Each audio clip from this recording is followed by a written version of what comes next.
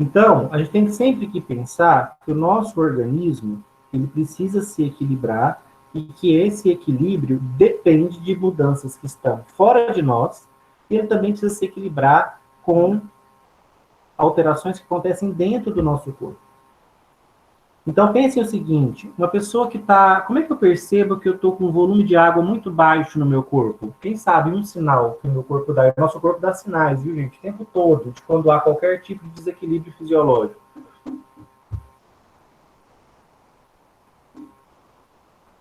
Pouca água. Quem tem uma sugestão? Como é que eu sei que eu estou com um volume de água baixo no meu organismo? Quando eu sinto sede. A sede é um sinal que o próprio sistema nervoso desencadeia numa estrutura do sistema nervoso chamada hipotálamo, a sensação de sede. Ela já é um indicativo que você precisa se hidratar, que o volume de água no corpo está baixo. Uma outra forma é você olhar a coloração da sua urina e o volume de urina. Um indivíduo muito hidratado, ele urina uma quantidade grande, um volume grande de urina, e uma urina translúcida, bem quase transparente.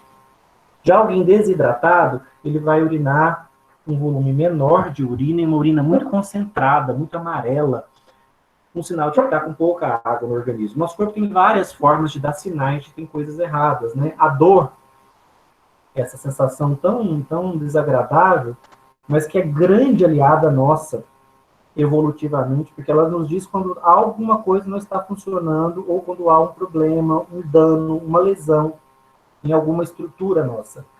O que nos faz tomar medidas para restaurar, para ajudar na melhora daquele tecido, daquele órgão que tá danificado. Então, o nosso organismo está sempre em contato com o meio interno, monitorando o meio interno e se adaptando às mudanças externas. Para isso, gente, os nossos órgãos têm que ter muito dinamismo. Vocês acham que o nosso coração tem uma frequência cardíaca constante ao longo de um dia? Ou ela varia? Varia, né, gente? Claro.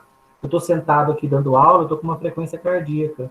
Decido fazer uma corrida agora noturna de 5 quilômetros, dessas que tem aí pela cidade, é claro que a minha frequência cardíaca vai se alterar de acordo com a necessidade daquele momento do exercício. Vai subir muito a minha frequência cardíaca durante o exercício. Depois ela volta. Eu paro do exercício, ela volta ao normal. Assim como durante o exercício eu produzo calor, porque meus músculos estão se contraindo, eu transpiro muito. Quando eu paro de fazer o exercício, meus músculos param de se contrair, eu paro de produzir calor, eu paro de transpirar. Se isso não acontecesse, se eu continuasse transpirando, eu desidrataria e morreria. Teria um desequilíbrio hidroeletrolítico. Isso não pode acontecer. Então, nosso corpo tem mecanismos, tá, gente? Quando funciona bem, nós temos uma pessoa saudável. Quando nós conseguimos regular as nossas funções fisiológicas adequadamente, nós temos saúde. Quando nós não conseguimos fazer isso, quando nós falhamos em nos adequar a mudanças externas e internas, nós temos o quê? Doença. Alguém comentou sobre a pandemia, né? Pandemia, mudanças de hábitos, de costumes. Isso tem reflexo sobre, por exemplo, minhas emoções, meu humor. Se eu tenho mecanismos internos para compensar esse ambiente novo, eu continuo saudável. Se eu não tenho, essa nova conjuntura pode gerar modificações bioquímicas no meu cérebro que vai me levar a uma doença. Posso desenvolver um transtorno de ansiedade, uma depressão. Por quê? Porque eu não consegui me ajustar a essa mudança que veio de fora, essa nova conjuntura, esse novo mundo que está sendo apresentado para nós. Outros vão conseguir se adequar a essa mudança e vão permanecer saudáveis, embora num ambiente externo distinto do que era antes. Então, muitas vezes, quando o nosso corpo consegue compensar as mudanças internas e externas, a gente se mantém saudável. Quando não consegue, a gente passa a desenvolver uma disfunção ou uma doença. Aqui essa figura é bem bacaninha, a capa, inclusive, da apostila de vocês, tá? Ela mostra, gente, que os nossos órgãos estão todos interconectados. Quem é que está conectando todo mundo aí, gente? O muscular, com o reprodutor, geniturinário, com o digestivo, com o pulmonar. Quem está conectando todo mundo?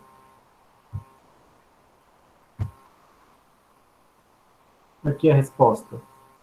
Sistema circulatório. Tá? O sangue é um tecido líquido que nós vamos estudar em detalhes, porque o sangue é muito importante.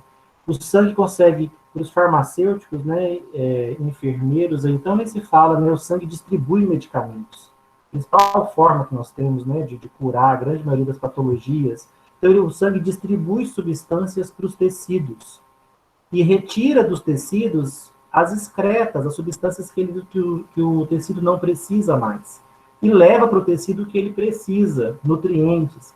Então, o sangue é o grande sistema unificador, né? É com ele que o sistema circulatório unifica o nosso organismo. Ele leva informações de um tecido para o outro, ele leva substâncias de um tecido para o outro. E cada um tem sua função.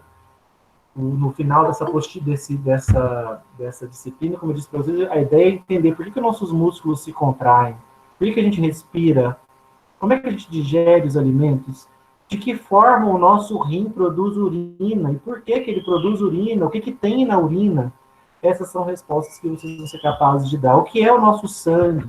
Quais são os constituintes do nosso sangue? Essas são respostas que vocês têm que ser capazes de dar no final dessa disciplina.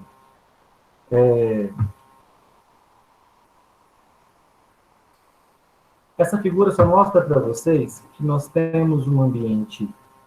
Isso aqui é tudo introdução, tá, gente? Nós nem chegamos ali no sistema digestório, que é o nosso primeiro conteúdo de prova. Isso é uma introdução, nós estamos só debatendo sobre fisiologia humana, para vocês entenderem a relevância, o interesse desse assunto. Tem que lembrar sempre que as nossas células estão em meio líquido, tá? Então, elas estão trocando substâncias com o meio. Então, substâncias, nutrientes entram na célula, são usadas pela célula, a célula tem um metabolismo ativo e ela devolve para o meio produtos desse metabolismo. Que podem ser metabólitos úteis ou podem ser excretas, que não são mais úteis. Mas as células de cada um dos nossos tecidos, o cardiomiócito do coração, o neurônio do nosso cérebro, o hepatócito do nosso fígado, cada uma dessas células elas estão em contato com um meio líquido à sua volta, rico em nutrientes, em substâncias que essa célula troca com o meio. Então, a célula é protegida por membrana, mas ela está o tempo todo trocando substâncias com o meio. Basicamente, a ideia de qualquer célula é captar do meio nutrientes, manter o seu metabolismo, a produção de energia, e devolver para esse meio os produtos do seu metabolismo. Então, células são unidades produtoras de substâncias. Algumas especializadas, por exemplo, os neurônios produzem neurotransmissores. O hepatócito produz uma vasta gama de substâncias. As células endócrinas produzem hormônios. A célula de Leydig nos testículos dos meninos produz testosterona, um hormônio. Como é que ela produz testosterona? Ela precisa de nutrientes, que ela tira do meio. E como é que esse meio fica cheio de nutrientes? Porque nós nos alimentamos.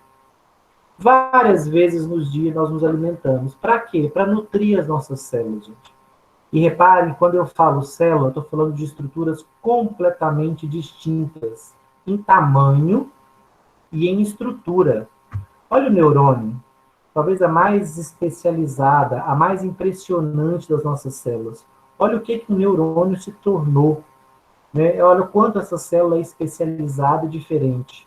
Olha um óvulo, uma célula arredondada, né, comum, que tem só metade do material genético da nossa espécie, que vai ser complementado pelo material genético do espermatozoide, para formar o zigoto. Olha uma célula muscular aí, educação física, ó. Uma célula alongada, que tem uma particularidade, ela é capaz de se contrair e relaxar. E é graças a essas células que nós nos movimentamos. Tanto no movimento voluntário, ou seja, eu levanto um braço, pisco os olhos, mexo minha língua, porque eu tenho músculos, células que se contraem e permitem que o tecido se mexa. E lá dentro do meu organismo, eu tenho também outros tipos de células musculares que se mexem independente da minha vontade. Meninas sabem muito bem disso. Quando elas têm cólicas uterinas, que são comuns nas mulheres no período menstrual, o que é isso? É a musculatura do útero delas se contraindo. Elas estão controlando essa contração? Não, independente da vontade delas. Ah, se dependesse da vontade delas, elas parariam na hora, porque dói, mas não depende, porque é outro tipo de musculatura, musculatura lisa, mas que também contrai.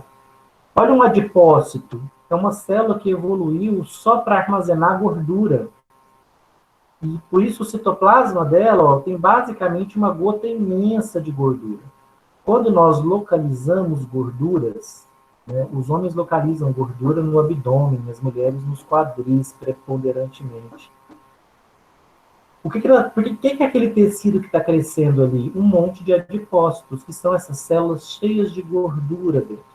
Elas só se proliferam quando nós temos uma dieta muito calórica, quando a gente ingere mais alimentos, mais nutrientes do que a gente gasta. Por isso a gente acumula, engorda. Olha as células vermelhas do sangue, as hemácias, os eritrócitos, como são pequenininhas comparadas com uma célula muscular, com um adipócito. As hemácias são especializadas em transportar oxigênio pelo sangue até os tecidos, dos pulmões para os tecidos. Essa é uma função biológica vital das hemácias. Sim. Essa unidade de medida aí é o quê? Por exemplo, neurônio 300 a 400 de largura. O que é esse? 300 a 400 micrômetros. Esse símbolozinho que parece um U significa micro. Tá bom. 1000 vezes menor que 1 metro, tá? Tá bom, obrigado. Micrômetro. 1000 vezes menor que 1 milímetro. Esses micrômetros, gente, é a unidade de medida das células. É por isso que, olha, a gente não consegue enxergar nesse comprimento tão baixo. Por isso que a grande maioria das células não são visíveis a olho nu, são microscópicas, né? Olha a medida, ó, micrômetros. Então, ele está dando essa regra para você aqui, só para você ver como as células são de tamanhos bem distintos. Aqui elas estão próximas do tamanho real. Olha o espermatozoide, né? Como é pequeno, comparado com, por exemplo, com um óvulo, né? Muitas e muitas vezes maior que um espermatozoide. Vamos falar um pouquinho de digestão, gente? O que eu preciso que vocês entendam nessa primeira conversa nossa? A gente vai começar pelo sistema que é a porta de entrada de substâncias estranhas ao nosso corpo para dentro do nosso corpo. A principal porta de entrada é o sistema digestivo. Então, substâncias que estão no ambiente são ingeridas, processadas no nosso trato gastrointestinal e absorvidas para dentro do nosso corpo. Por isso eu queria fazer uma pergunta para vocês. Vocês acham que, por exemplo, aqui, ó, dentro do nosso estômago, pensa que você entrou numa navezinha microscópica, desceu pelo seu esôfago e está dentro do seu estômago. Isso aqui, gente, é ambiente interno ou é ambiente externo do nosso corpo?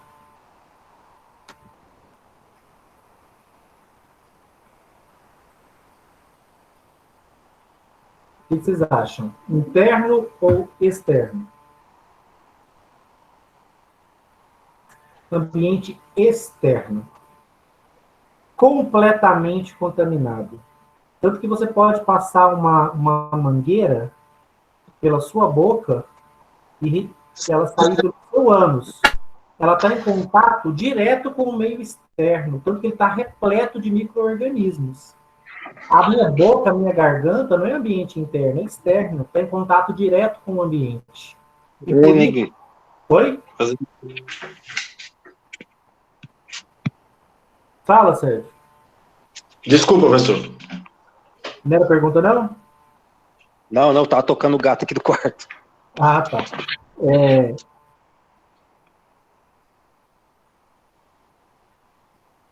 Onde que é o nosso ambiente interno, então, gente? Vamos pensar uma molécula.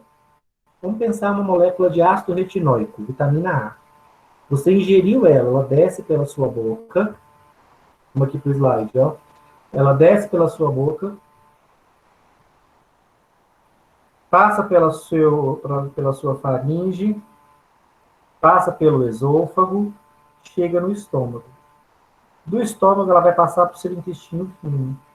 Aqui no intestino fino, a vitamina A vai ser absorvida, ela vai atravessar a parede do intestino e cair na circulação sanguínea. Aí sim, ela foi para dentro do seu corpo. Enquanto ela estava aqui, ó, no interior do intestino, no interior do estômago, do esôfago, é ambiente externo, inclusive contaminado por micro-organismos. Eu não posso ter micro-organismos no meu sistema circulatório, de maneira nenhuma. Mas o meu trato gastrointestinal é repleto de bactérias, fungos. Por quê? Porque é ambiente externo. Tão contaminado quanto aqui fora, ó, quanto o ambiente que nos circunda. Tanto que a água contaminada que você bebe, ela desce pelo seu trato gastrointestinal, contaminando todas as estruturas. Não necessariamente vai contaminar o seu meio interno. Por quê?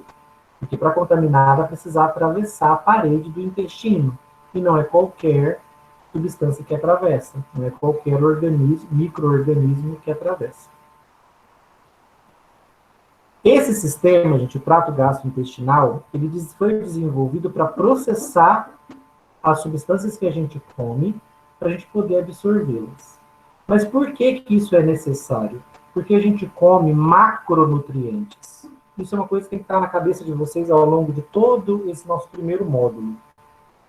A gente come as substâncias num tamanho grande demais, que não é adequado para elas serem absorvidas. Então, quando eu falo digestão, o que eu estou querendo dizer? Estou querendo dizer que essas moléculas grandes precisam ser quebradas em pedaços menores. Esses pedaços menores eu consigo absorver. É o que o conceito está falando aqui, ó. Que a digestão eu converto macronutrientes em moléculas absorvíveis pelo trato gastrointestinal, ou seja, em nutrientes menores, em moléculas menores. Eu quebro uma molécula grande numa molécula menor.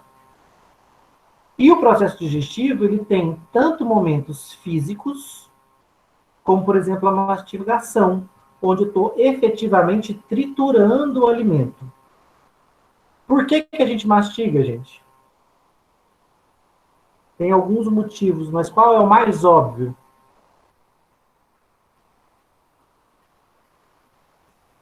Abre um áudio aí. Por que a gente mastiga? Para facilitar a digestão? Para facilitar a digestão, facilita. Mas esse não é o mais óbvio. Eu quero mais óbvio. Ó. Para triturar, professor? Para triturar. Para triturar os alimentos? Para triturar. Para triturar. Isso, mastigar é triturar os alimentos. Na verdade, a gente tem um conjunto de dentes afiados na frente da nossa boca, os incisivos, que cortam o alimento. E lá atrás nós temos dentes chatos, que amassam. Então, a gente corta e amassa o alimento enquanto está mastigando. Então, mastigar é triturar o alimento. Mas por quê? Porque ninguém consegue engolir uma peça, por exemplo, um pão inteiro, uma maçã inteira. O gosto da comida. Isso é o mais óbvio que eu queria que vocês respondessem. Ninguém engole uma maçã, né, gente? Eu preciso pegar essa maçã e reduzi-la, amassá-la, triturá-la, cortá-la. E aí, quando eu consigo reduzi-la a um tamanho que permite a deglutição, eu vou deglutir. Vai facilitar a digestão dessa maçã, ela estar mais triturada? Vai. Nossa avó estava certa de ficar lá e persistindo que a gente mastigasse muito. Porque quanto mais mastigado o alimento, mais contato ele vai ter com o ácido do estômago e com as enzimas digestivas que vão ter aqui para baixo, ó. Enzimas digestivas do suco gástrico, da saliva, do fígado e do pâncreas. Quanto mais mastigado, mais em contato com essas enzimas o alimento vai ficar. Mais fácil dele ser degradado por essas enzimas. E a digestão é isso. São as moléculas que nós nos alimentando sendo quebradas por enzimas digestivas. Vocês vão conhecer todas elas. A pitialina na boca, a pepsina do estômago, a tripsina do pâncreas. Essas enzimas, elas quebram essas moléculas, mas para quebrar, elas têm que entrar em contato com a molécula. E fica muito mais fácil entrar em contato com a molécula se o alimento estiver bem amassado, bem mastigado. Fica muito mais fácil para o ácido do estômago liquefazer bem esse alimento se ele estiver triturado. Porque se ele não estiver triturado, fica mais difícil do ácido estomacal triturar esse alimento. Então, o que é digestão, gente? É um processo de quebra de alimentos, primeira coisa, fisicamente.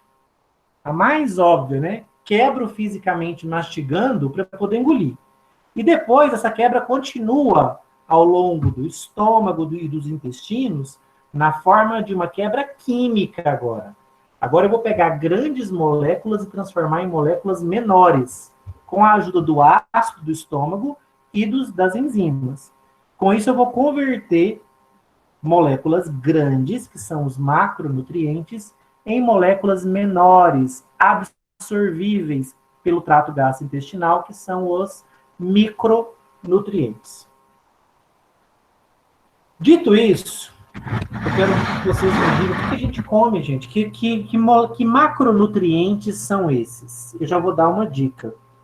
Nós temos 6 grandes grupos de substâncias que nós precisamos ingerir para continuarmos vivos. 6 grandes grupos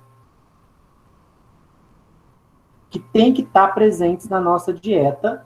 Desses 6 grandes grupos, 2 não precisam ser digeridos. Eu vou absorvê-los do jeitinho que eu engoli eles. Outros 4 são moléculas muito grandes, vão precisar ser quebradas.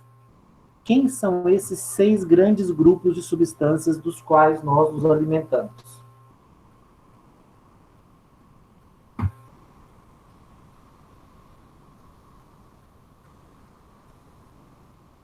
Quando eu falo que a gente se alimenta de tecidos, né? Tecido vegetal, quando eu como, por exemplo, uma abobrinha, eu estou comendo os tecidos vegetais da abobrinha. Quando eu como um champignon, estou comendo tecido de um fungo.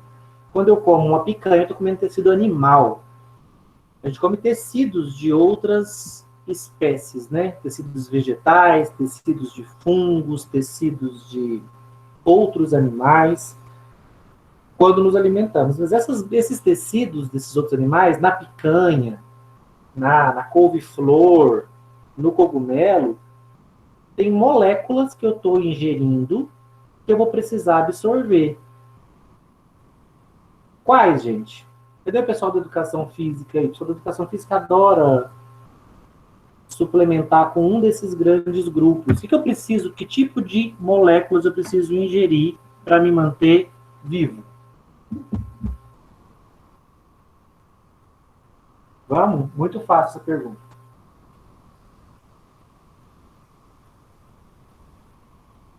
Vitaminas, minerais.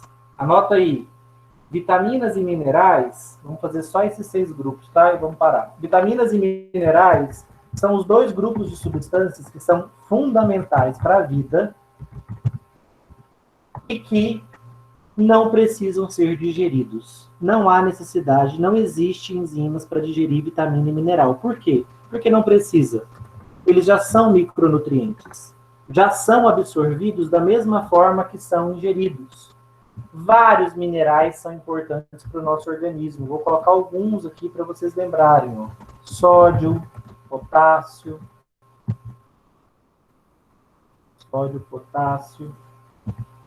cálcio. O que mais, gente? Zinco, ferro. Sabe aquele centrum de AZ, aqueles minerais todos lá? Todos eles são importantes. Alguns mais do que outros, mas todos são importantes para o meu organismo. Ó. Vocês vão ir aprendendo que com o cálcio, por exemplo, eu vou formar os meus ossos. Com o ferro, eu vou transportar oxigênio para os tecidos. Com o sódio e o potássio, eu vou transmitir informações pelos meus neurônios.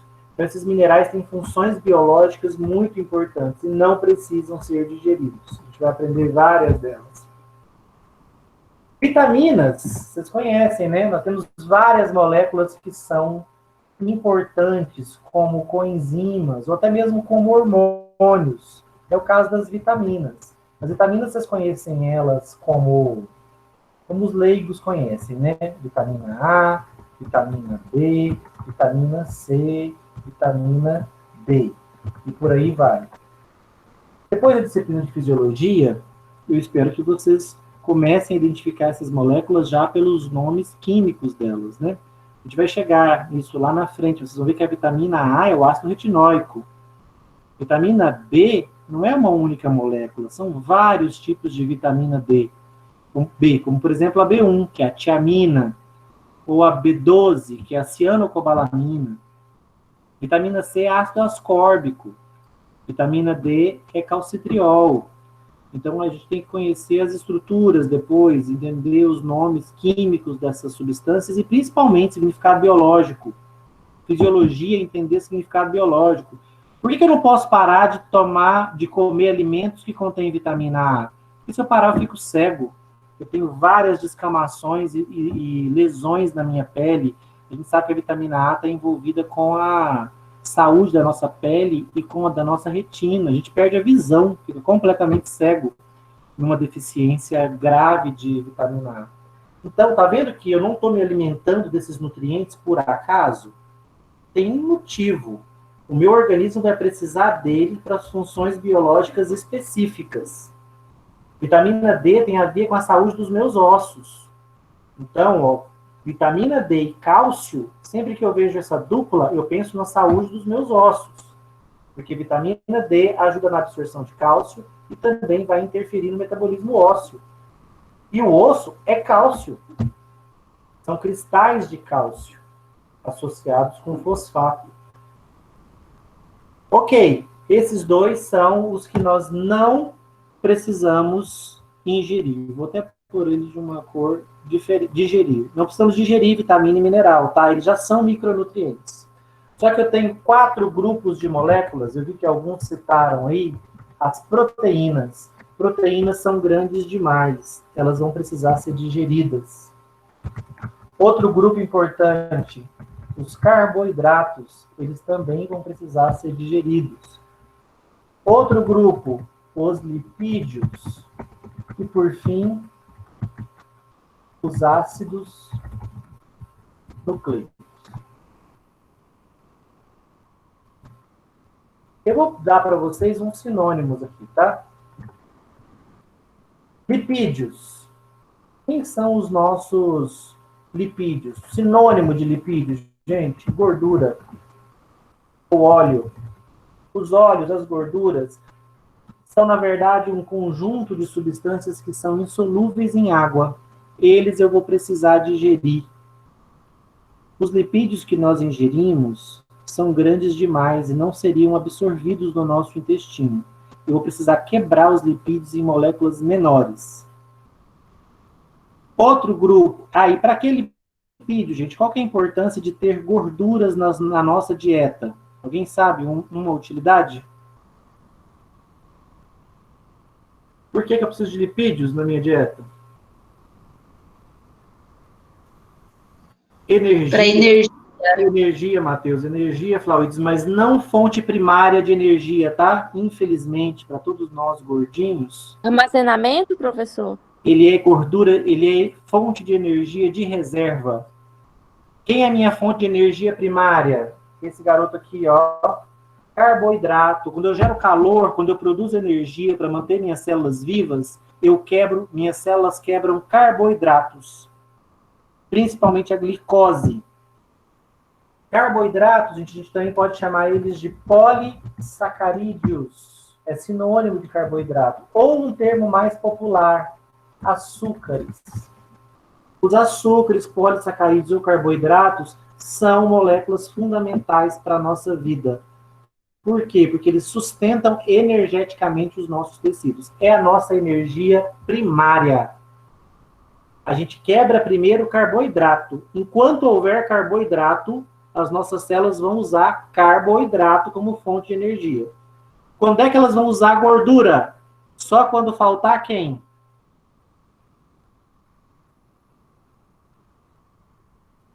Quando é que gordura vira fonte de energia? Quando faltar carboidrato. Sempre que você senta numa nutricionista, ela já vai cega nos seus excessos de carboidratos. E ela está certíssima, metabolicamente ela está correta. Por quê? Enquanto houver muito carboidrato na sua dieta, o seu organismo não vai consumir as gorduras. Elas vão ficar lá depositadas no tecido adiposo, dentro dos seus adipócitos, como reserva. Reserva para quando? Para quando faltar carboidrato. Ah, mas eu não deixo faltar carboidrato não, professor. Minha dieta é a base de pães, arroz, feijão, em grandes quantidades, leguminosas. Então, carboidrato não falta na minha dieta. E também adoro doces. Todo dia como chocolates, bolos. Há alguma chance dessa pessoa usar as reservas de gordura dela? Não há. Porque ela só vai mobilizar a gordura quando faltar carboidrato. Para essa pessoa não falta. Tem uma notícia ruim para vocês. Nosso corpo, para piorar, quem consome carboidratos em excesso, nosso corpo é capaz de transformar carboidrato em gordura. Então, o excesso de açúcar que você come também vira gordura e vai ser depositado lá no tecido adiposo. Tá? Muita gente pensa que é só a gordura que vai para o tecido adiposo. Não. O açúcar que eu comi em excesso, o próprio corpo transforma em gordura e deposita lá no tecido adiposo. Carboidratos e lipídios, gente, se faltarem na minha dieta, eu vou entrar num estado que a gente chama de desnutrição e que vai me levar à morte. Vocês já viram aquelas pessoas que saem de campos de concentração nazistas? Como é que elas estão? O aspecto delas? Aqueles judeus, aqueles homossexuais, os ciganos que ficaram presos lá.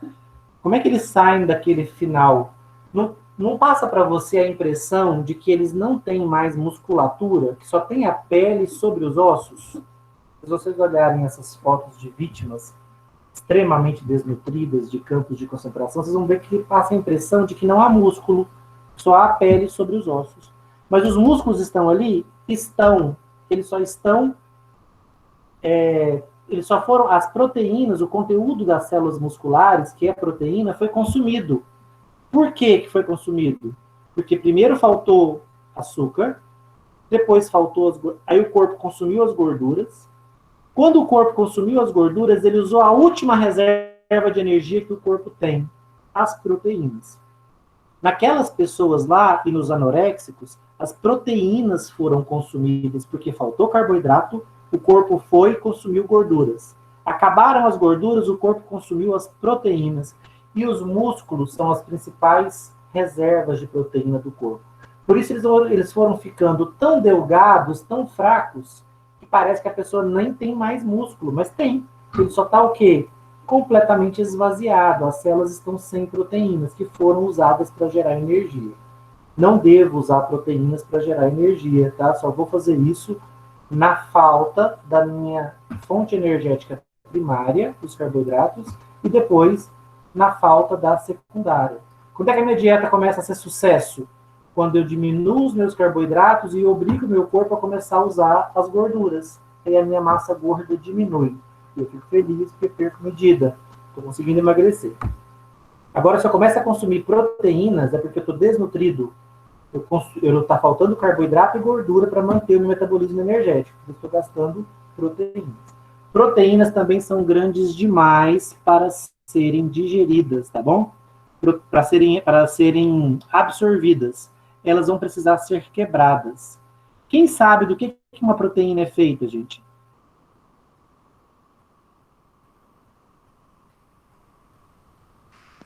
Aminoácido? Aminoácidos. Proteínas são cadeias de aminoácidos. O que nós absorvemos no nosso intestino? Aminoácidos. A proteína, como ela é uma cadeia de aminoácidos ligados uns nos outros, ela é grande demais. Uma proteína eu não absorvo. Agora, aminoácido eu absorvo. O que é a digestão de proteínas, então? É quebrar proteínas em aminoácidos. Carboidratos também são grandes demais. Gorduras também são grandes demais. É a mesma coisa com os ácidos nucleicos, gente. Quem são os ácidos nucleicos? São as cadeias de DNA e de RNA. Quando nós nos alimentamos, as células vegetais, as células animais, de fungos que a gente ingere, são cheias de DNA e RNA. Esse é o material genético de todas as células vivas. Então, quando a gente come, nós estamos ingerindo grandes quantidades de DNA. DNA de planta, DNA de fungo, DNA de outros animais e também de RNA. Esses ácidos nucleicos são cadeias. O ácido desoxirribonucleico e o ácido ribonucleico são cadeias. moléculas imensas que precisam ser quebradas. Eu vou mostrar só duas para vocês verem. Olha aqui, gente, o amido. Principal fonte de carboidratos da nossa dieta. Isso aqui é uma molécula de amido. Reparem, ó, que eu tenho aqui uma molécula de glicose ligada em outra, ligada em outra. Essa aqui fazendo mais uma ligação com outra e com outra. Quantas moléculas de glicose estão vendo aqui? 1, 2, 3, 4, 5. Essa é só um pedaço da molécula de amido. Uma molécula de amido, a gente chega a ter 1000 glicoses ligadas umas nas outras. Eu consigo absorver uma molécula de amido no meu intestino? Não. Por isso, todo o amido que eu como, num bolo, num milho, num feijão, todo o amido que eu como precisa ser digerido, ou seja, eu preciso quebrar essas ligações. Separar uma molécula de glicose da outra. Porque no meu intestino eu só absorvo glicoses isoladas. Eu não absorvo uma glicose ligada na outra. Eu tenho que separar essas ligações. Então, gente, o amido que a gente ingere, ele vai ter que ser quebrado até se transformar em moléculas individuais de glicose. Aqui eu teria que quebrar todas essas ligações e separar 5 moléculas de glicose. Elas, separadamente, o nosso intestino absorve. Juntas, não. Olha aqui um lipídio, uma gordura. Esse é um exemplo de uma molécula de gordura que a gente ingere. Olha o tamanho dessa molécula, gente. Não consigo absorver isso aqui no meu intestino. Eu vou ingerir as gorduras nesse formato, mas não absorvo nesse formato. O que eu tenho que fazer para absorver isso daqui? Eu tenho que separar essas 3 cadeias grandes aqui, ó, que eu chamo de ácidos graxos, dessa cadeia pequena aqui, que é o glicerol, que está dentro desse quadrado vermelho. Então, o que é digerir gordura? É quebrar essas ligações aqui, ó. Essas 3. Quando eu quebro, de que eu formo?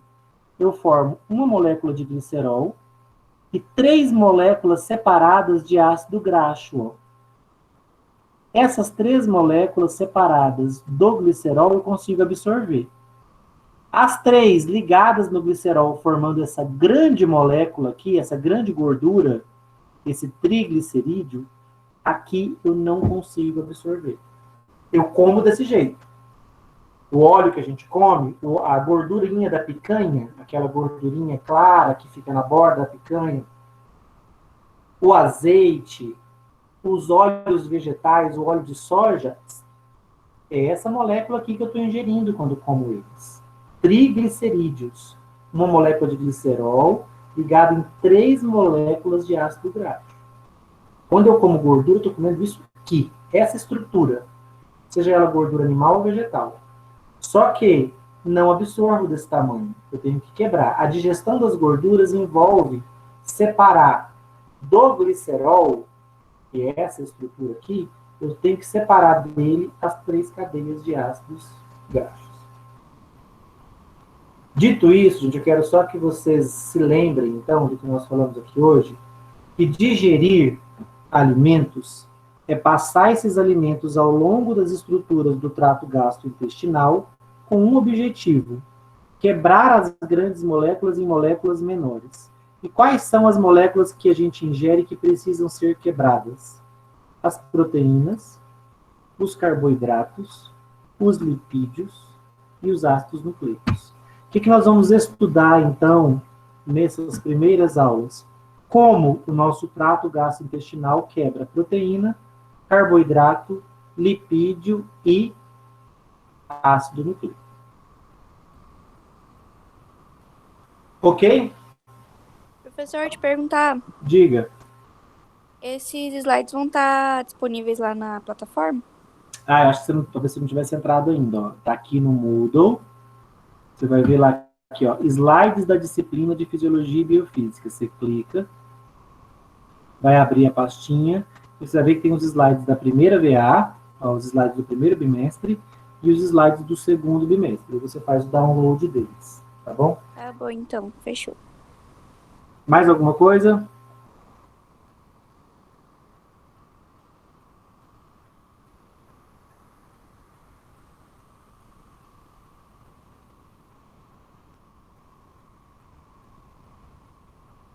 Sem dúvida, gente. Ok, então. Hoje, nossa, foi só uma apresentação da disciplina, né? Na nossa próximo encontro é aula a aula, hein? Faz o desenho antes, na apostila. Tentem já estar com a apostila para a nossa próxima aula, por favor. Desenhe antes da nossa aula. E aí, na nossa segunda aula, o negócio já vai ser de verdade. Professor, Sim. esse desenho o senhor vai disponibilizar na pasta de desenhos que no Moodle? Isso, lá na pasta de desenhos. Ok, é que eu entrei nela agora e não vi desenho lá, e eu tô Não, é tentando porque saber. nessa primeira, como a gente só ia conversar e eu ia apresentar a disciplina, eu não coloquei. A partir da próxima já temos. E vocês também não têm a apostila, né? Então a ideia é que vocês imprimam a apostila e a partir da semana que vem a gente já tem desenho. Não, ok então, obrigada. Tenha uma boa noite, professor. Boa noite, João.